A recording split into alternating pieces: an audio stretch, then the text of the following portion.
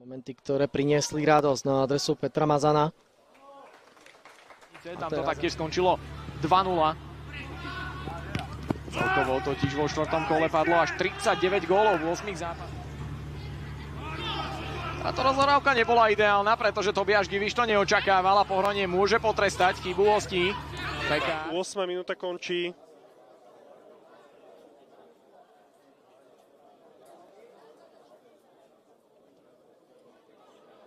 Uvidíme, či sa bude do diania. Už poznáme jeden konečný rezultát. Dnes kolo číslo 8 otvorili v Trebišove. Trebišovčania napokon s Dolným Kubínom.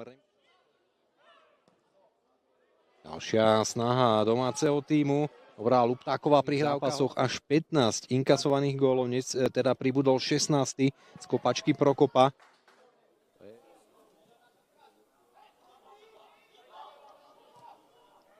Toto offside nebol určite a to znamená, že tým FK Pohronie sa môže presunúť na superovú. Bežecký má návrh, Hurgela sa dostal cez Halabrína, neprepasíroval to na Masarika, ešte jedna možnosť na zakončenie.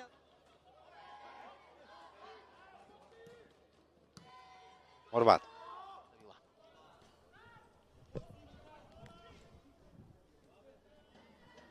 Žata.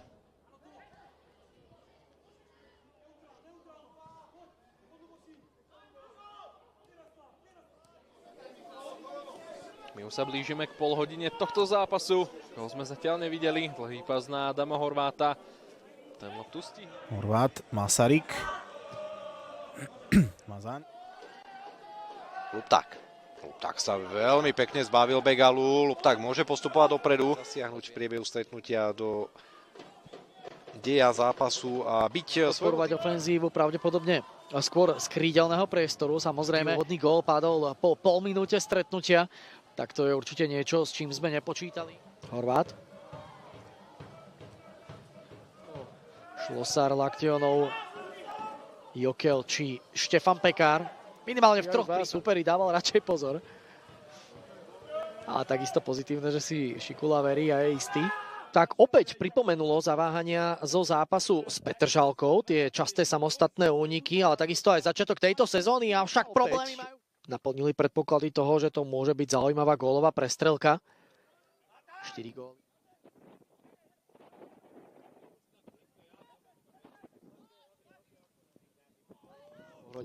Sú nimi Norbert Gula a Vladimír Cifranič. Tak nakopáva za seba Pekár dopredu k Pekárovi. Pekár na pravej strane.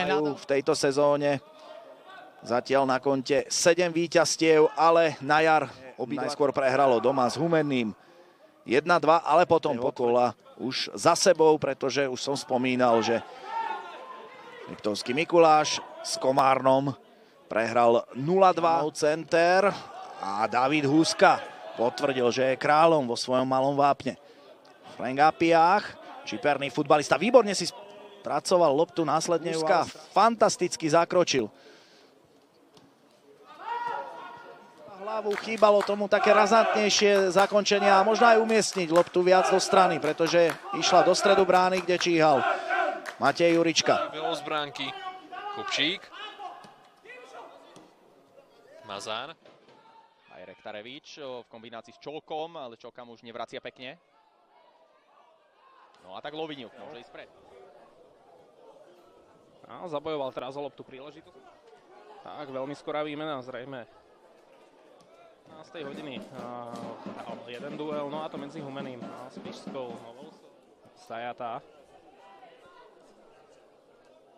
V dresoch sú príliš ďaleko. Lupták. Teraz si pomohol s Pekárom Jokel.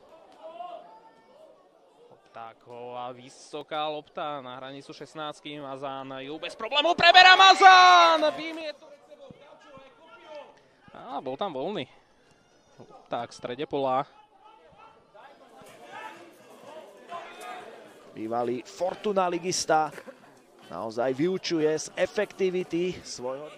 Dokonca obklúčený hráčmi v čiernych dresoch dokázal ešte Angiri na chvíľu vypichol loptu, ale bolo to naozaj iba na chvíľu, pretože